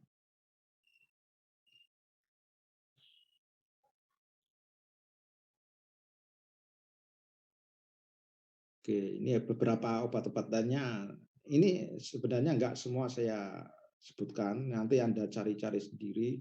Kalau sudah kasus per kasus, Pak, ini obat ini mekanismenya apa? Mekanismenya apa? Tapi kalau 90% memang obat itu difusi pasif. Tetapi obat yang perkecualian-perkecualian itu nggak semuanya kadangkala kita hafal juga gitu. Pak, ini mekanismenya tolong dicek aja di referensi-referensi, dicari sampai ketemu mekanismenya apa gitu. Kalau ini yang membutuhkan aktif transport, proses ini adalah yang uphill tadi, satunya downhill. Apa bedanya? Kalau tadi kan transport yang menurun ya, masih ingat. Kalau ini transport yang menanjak, tanpa mempertimbangkan keseimbangan kalau kayak gini. Ini konsentrasi, gradien konsentrasi sudah nggak berperan sekali, nggak ada hubungannya, nggak perlu kondisi sink, karena sudah energi yang berperan. Bahkan di sini begini, ini melawan arus bahasanya itu.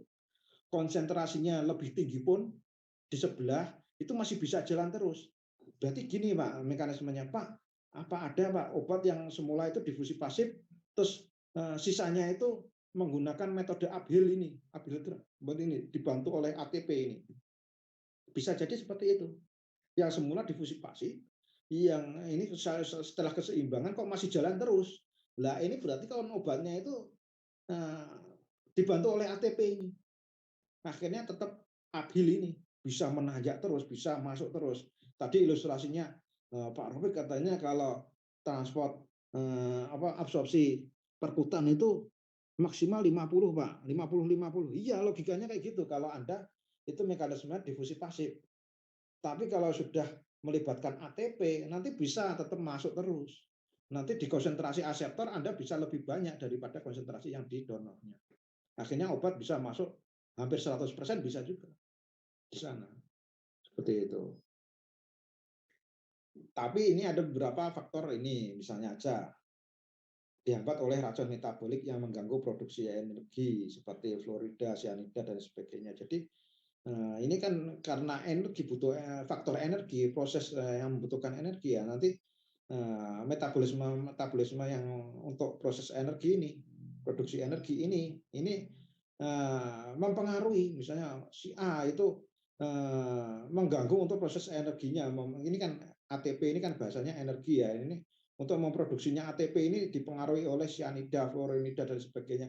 Nah, berarti yang menghambat itu untuk memproduksi ATP itu yang bermasalah gitu. Berguna dalam kemoterapi kanker dan sebagainya. Berarti kanker itu ada beberapa yang membutuhkan ATP ini, obat-obatannya gitu. Bahkan kalau kita misalnya aja menembus sawar otak bahasanya gitu, itu kan otak itu kan nggak sembarangan bisa ditembus oleh beberapa partikel cairan-cairan ataupun partikel-partikel asing ya gitu. Itu membutuhkan energi. Kalau logikanya secara logika sudah membutuhkan energi itu. Penting untuk ekresi ginjal, memperdu dari banyak obat dan metabolit dan sekresi asam tertentu keluar dari sistem saraf pusat. Ya, proses yang lebih penting daripada difusi yang difasilitasi. Nah, masalah penting enggaknya ini Anda telusuri lebih lanjut, ini tetap berekor ya kalimat ini sebenarnya itu.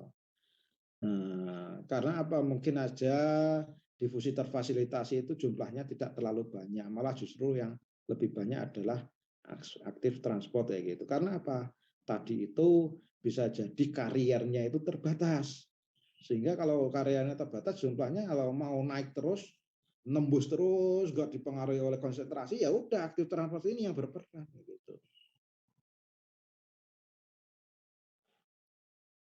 Nah ini energi, prosesnya menanjak energi diperlukan dalam pekerjaan yang dilakukan oleh penghalang. Jadi penghalangnya tadi barier gradien konsentrasi nggak ada pengaruhnya, nggak punya peran di sini. Menanjak terus itu butuh energi nih. Ini membutuhkan pengeluaran energi ya dapat dihambat oleh racun metabolik tadi sudah memindahkan molekul ke tempat mereka yang dibutuhkan ya. Jadi bisa memindahkan pergerakan dari area konsentrasi rendah ke area konsentrasi tinggi. Nah, ini yang kalau udah konsentrasinya di sebelahnya rendah mau ke tinggi terus ya butuh energi ini. Ada transport aktif yang primer, ada yang sekunder. Ya, tinggal ini apa perbedaannya gitu aja. Ada primer, ada sekunder. Ini ya, udah ya terkait dengan ATP. Ini ya hubungannya ATP, aktif transport. Ada ATP-nya, berbeda sama tadi kan nggak ada gitu aja, cuma perbedaan energi sama enggak ini, sama yang transport terfasilitasi tadi. Ada jadi konsentrasi rendah pun dari konsentrasi rendah ke konsentrasi tinggi tidak masalah, tidak menjadi problem gitu.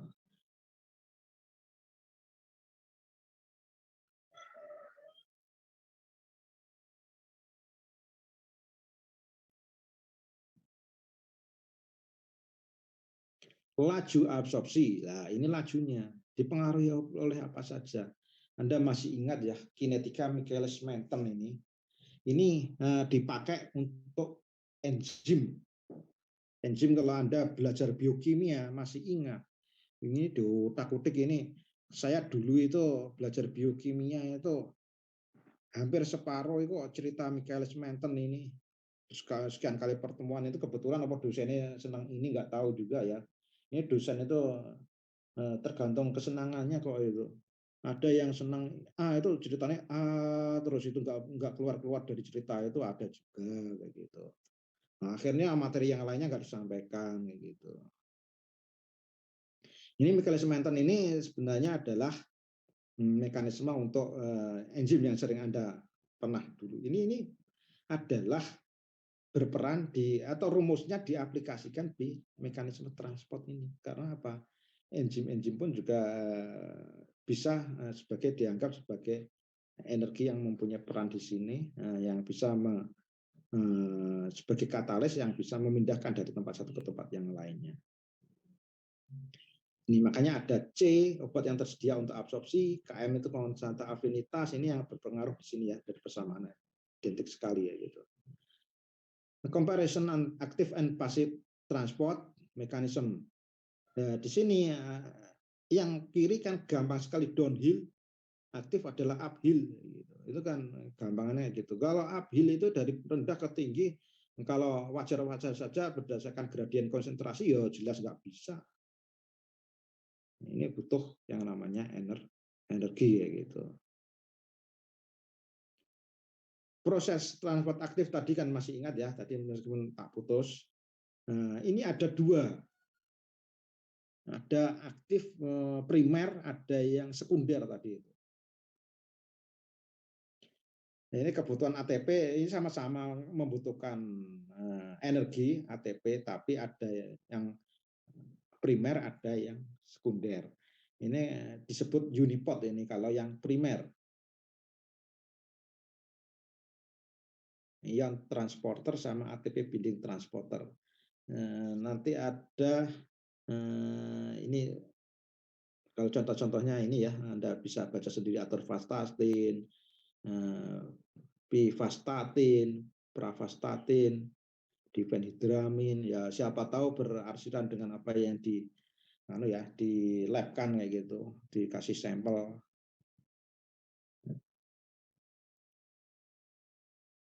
Pompa ion, ATP, organik, pravastatin, difenhidramin. Nah, ini dua jenis transport, ada yang organik anion, ada yang kationik transporter. Jadi memang tergantung dari obatnya itu sendiri. Sebagai pembawanya, transporternya itu apa gitu. Laju permeasinya ini tadi udah ya di depan ya. Sudah berarsiran karena. Jadi di sini kalau kita melihat ATP, ADP dan sebagainya, ini kan ada yang namanya perpindahan energi, jadi berubah.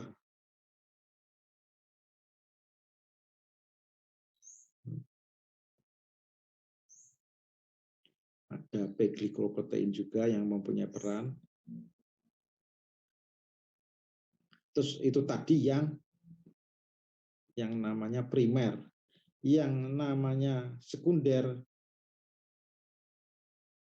ini tidak ada kebutuhan langsung ATP, energi yang dibutuhkan untuk angkutan membantu pengangkutan air, bahwa ion, ada simpot, ada antipot. Ini nanti saya gambarkan aja biar Anda lebih paham. Di belakang ada gambarnya. Sehingga Anda akan bisa membedakan sama-sama aktif transport, ada yang dibagi menjadi primer, ada sekunder. Primer pun itu ada yang sekunder pun ada yang simpot, ada yang counterpot. Berarti kan intinya alirannya berlawanan kalau antipot itu. Tapi kalau simpot itu yang searah gitu. Nah, inilah supaya Anda nggak bingung gitu. Ada sekunder itu bahasanya itu ya couple gitu, gabungan gitu. Berarti masuk kedua-duanya bisa masuk kayak gitu. Tetapi ada yang simpot, ada yang antipot.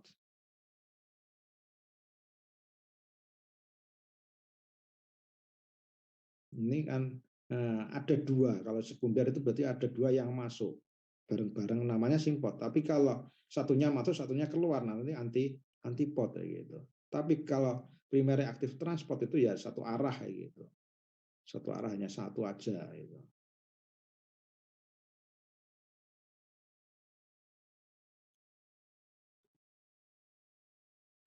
Ini adalah tipenya. Ini saya gambarkan di gambar. Ya nanti definisinya Anda lihat di urean, dan urean-ureannya yang ada itu supaya Anda tambah paham gitu. Tapi ini adalah secara prinsip lebih mudah. Ini unipod. Tadi kan dikatakan yang primer tadi itu kan move one molecule at a time. Jadi hanya satu arah saja. Kalau sini ada dua molekul yang berperan di simpot ataupun antipod ini, sekunder ini. Satunya searah, satunya yang opposite, berlawanan arah. Antipod sama simpot ini kan sudah dua molekul tadi itu, atau tidak hanya satu senyawa saja satu. Berarti ini kan bisa dua senyawa yang berjalan sekaligus misalnya gitu. Kombinasi obat misalnya gitu. Sama-sama transport aktif itu misalnya. Ini ada yang simpot, ada yang antipod. Terus ada mekanisme yang lainnya. Itu tadi kan baru A ya Mas ya Mbak. Itu A itu ada pasif sama aktif transport, pasif transport sama aktif transport. Pemilahannya coba diselami lagi, yang difusi pasif tadi adalah bagian kecil dari pasif transport. Pasif transport kan dibagi-bagi lagi tadi. Terus aktif transport nggak banyak dibagi, cuma simpot, antipod, sekunderis, primer tadi itu nggak terlalu banyak. Tapi di sini ada pembagian yang lain lagi, namanya paraseluler sama interseluler. Pembagian antara sel epitel gatulina jalur ini tidak begitu penting dalam absorpsi obat. Ya kalau tidak terlalu penting ya memang nggak terlalu banyak lah bahasanya gitu. Paraseluler atau interseluler berarti antar sel gitu. Antar sel ya kan, dalam satu sel aja itu tadi kan penyimpanan, tapi kan antar sel itu ternyata ada problem di sini itu. Mekanisme paraseluler yang terlibat dalam ini permeasi melalui Dick Johnson ini, persimpangan yang ketat. Jadi antara sel itu terjadi yang sedikit sekali sela-selanya gitu. Bukan yang sedikit lebih lebar dari pori-pori berair.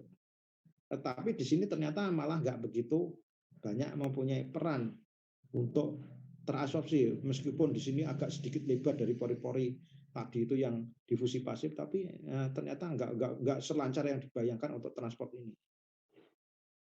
Melalui lubang sementara yang terbentuk dengan, kalau ada permeasi, ada absorpsi ini melalui lubang sementara yang terbentuk dengan melepaskan dua sel epitel yang berdekatan ke dalam lumen. Nah, harus melewati. Nah, ini loh Mas Mbak, Dick Johnson tadi itu. Jadi kalau tadi kan ilustrasinya itu dalam satu sel tadi itu, tadi ada membran selnya, tapi antar selnya itu sendiri kan ada ternyata ada hambatannya. Tick Johnson itu tidak sekedar tapi ternyata juga tetap ada hambatannya di sini, barian malah justru di sini agak bermasalah atau enggak dilewati oleh yang namanya tadi itu obat-obatan yang non polar maupun yang polar. Adanya Tick Johnson ini. Nah, bahasanya kan paraseluler tadi atau interseluler. Kalau yang di depan-depan tadi adalah transseluler. Transseluler lebih disukai daripada paraseluler. Paraseluler atau interseluler antar sel. Ini cenderung nggak banyak mempunyai peran untuk yang namanya difusi. Kalau difusi apa yang namanya absorpsi tadi atau perpindahan obat-obatan tadi. Karena ada Tick Johnson-nya itu. Terus yang selanjutnya ini kelihatannya yang terakhir ini untuk terkait dengan vesikuler. Nah, vesikuler ini ada mekanismenya seperti sebentar yang terakhir ya, yang terakhir ada fagositosis, ada pinositosis, itu adalah mekanisme yang lainnya. Ada yang memang mekanismenya seperti itu. Vesikuler corpus transport. Nah, transport ini juga merupakan proses yang bergantung pada energi, tetapi melibatkan transport zat di dalam vesikel ke dalam sel. Melibatkan bahan ekstraseluler dalam segmen membran sel untuk menembus untuk membentuk sakula atau vesikel. Jadi ini intinya kan kalau Anda masih ingat fagositosis itu kan seakan-akan makan gitu, mencaplok gitu. Nah, itu berarti kan melibatkan kondisi yang ada di dalamnya itu. Untuk vitamin yang larut dalam minyak-minyak ini juga mekanismenya ternyata banyak yang menggunakan ini.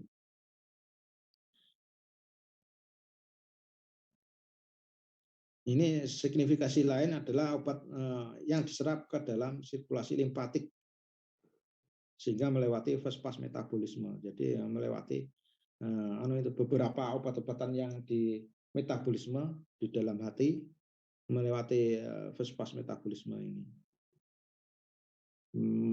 Mekanismenya adalah vesikuler. Berarti kan ini tidak lagi diabsorpsinya di fase awalnya itu. Jadi bahasanya gini, Anda sudah masuk rumah, tadi kan pintu utamanya absorpsi tadi. Di dalam rumah pun ternyata ada sekat-sekatnya, ada pintu-pintunya lagi.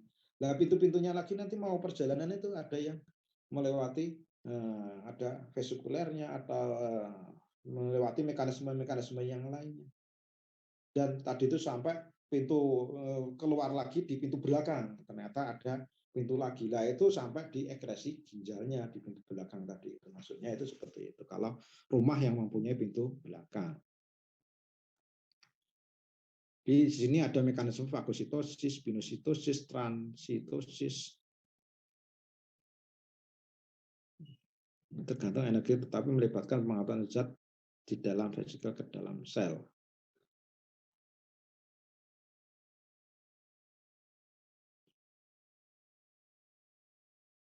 Ada eksositosis, ada endositosis.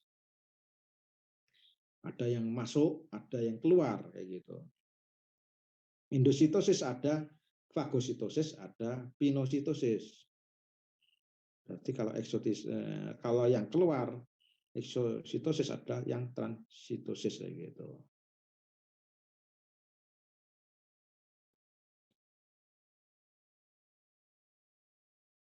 Kalau ini identiknya kalau ada makan pinositosis ada yang minum mengambil cairan, kalau yang makan menyerap absorpsi partikel. Jadi dalam bentuk partikel-partikel, kalau pinositosis yang dalam bentuk cairan-cairan yang masuk ke dalam sel gitu.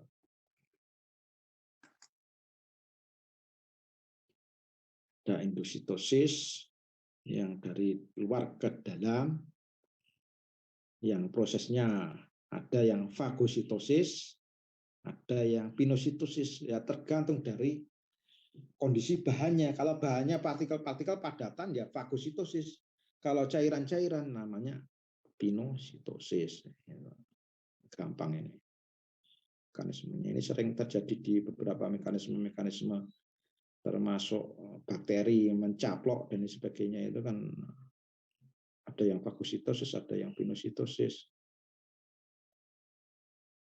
Ini jadi mempunyai sel sendiri, mempunyai peran di sini untuk mencaplok itu.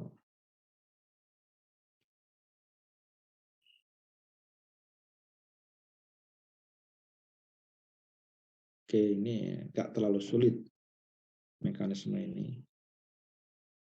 Combine absorption mechanism. Jadi sebenarnya begini ya, tadi itu terlepas dari Pak, setelah absorpsi perkutan kok masih jalan terus, ini difusi pasif ditambahi, apalagi Pak, bisa juga transport aktif. Nah, gitu. Bisa satu obat mempunyai dua mekanisme, gitu. Combine absorption mechanism. Jadi diabsorpsi oleh lebih dari satu mekanisme. Glikosida jantung diabsorpsi baik secara pasif maupun transport aktif. Nah, kayak gitu. Berarti kan ada obat-obatan seperti itu. Jadi kalau glikosida jantung yang awal-awal bisa juga jalan pakai gradien konsentrasi. Setelah itu baru nanti setelah terjadi kondisi seimbang nanti tetap jalan terus, akhirnya dibantu oleh transport aktifnya. Vitamin 12 juga demikian. Ternyata difusi pasif awal-awal itu. Setelah itu ada mekanisme endositosis, ditarik oleh sel-selnya itu. Entah itu menggunakan mekanisme fagositosis atau pinositosis tadi, tergantung dari cairan atau padatan. Compare transseluler, paraseluler, vesicular transport mekanisme. Nah, gitu. Ini ada kesimpulannya. Ini sebagai kesimpulan gambaran ini. Jadi saya ngambil buku ya komprehensif lah dari awal sampai akhir supaya Anda paham gitu. Ini di buku-buku itu banyak sekali yang terkait dengan mekanisme absorpsi obat. Karena ini dasar ini. Ini saya ngambil dari buku asing sekalian daripada buku yang Indonesia. Indonesia pun juga adopsi dari buku asing. Oke, ini adalah kesimpulan juga sebenarnya ini. Ini akan di sini ada drug absorbate ini kan juga bagaimana mekanismenya. Terus melalui membrannya bagaimana dan seterusnya. Ini membandingkan antara difusi pasif, pore transport, air transport, carrier mediated transport. Ini sebenarnya adalah kalau Anda mengamati ini pasif-pasif ya, dari pasif diffusion, pore transport, air transport ini masih difusi pasif semua ini. Carrier mediated transport ini kan terfasilitasi juga, ini masih pasif semua.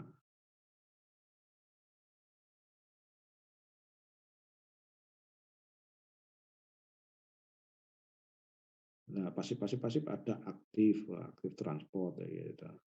Ini terkait dari sini Anda bisa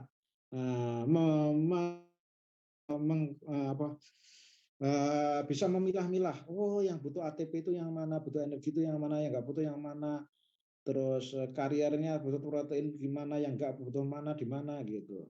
Terus saturasi atau penjenuhan itu dimasalahkan apa tidak gitu. Kalau nggak ada saturasi berarti simple diffusion atau difusi pasif sederhana. Ini yang not saturable berarti nggak boleh sampai terjadi penjenuhan, nggak boleh sampai kondisi konsentrasinya sama. Competitive inhibition ini nggak juga ternyata nggak butuh atau nggak terjadi gitu. Kesimpulannya sebenarnya di gambar-gambar tadi juga sudah disampaikan. Ini kesimpulan yang paling umum sekali. Jadi selain diberikan intravena, obat harus melewati beberapa membran sel semi permeabel sebelum mencapai sirkulasi sistemik. Nah, kalau intravena ya enjoy saja, tapi yang lain-lain harus perjuangan. Pak, kok enggak semuanya dibuat dalam bentuk intravena? Nah, ini kan yang namanya itu kan ada alasan obat-obat sediaan, keuntungan, kerugian, Anda kan semuanya sudah mendapatkan di sana. Ini kan tinggal aplikasinya di biofarmasetikanya. Oke, sampai sini mungkin ada yang bertanya, kalau saya bisa menjawab, saya jawab begitu. Kalau enggak ya mungkin tak buat PR. Sebagaimana Anda mempunyai PR, jangan lupa Anda PR-nya terakhir tanggal 29 April. Nah, jadi saya masih ingat yang memberi PR. Kok Anda yang diberi PR Pak, saya lupa, Pak. Ya, ini tak ingatkan yang lupa. Karena apa? Di apa itu sepada ternyata belum ada yang mengumpul sampai hari ini. Jadi faktornya lupa, bisa jadi sedikit lupa atau melupa gitu.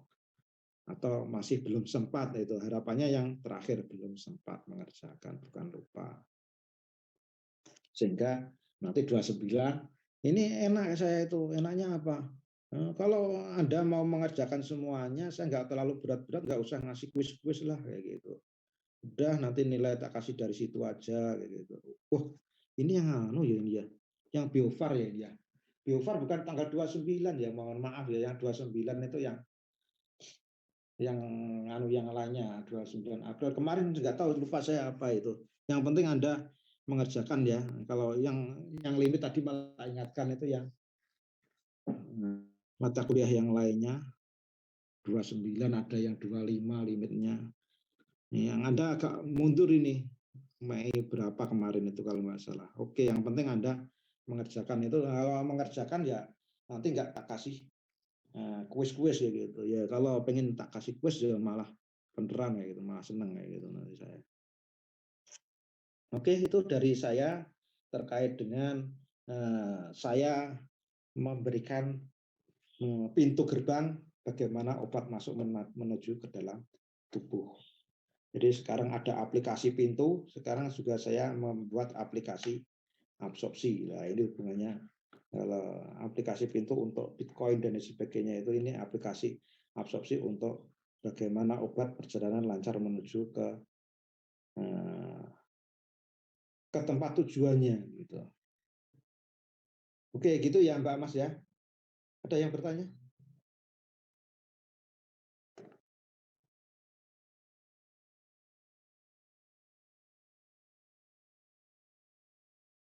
Kalau nggak ada ya mungkin sedikit capek, nggak apa-apa. Semoga aja yang penting ini mendengarkan dari awal sampai akhir kayak gitu. Terima kasih. Kalau nggak ada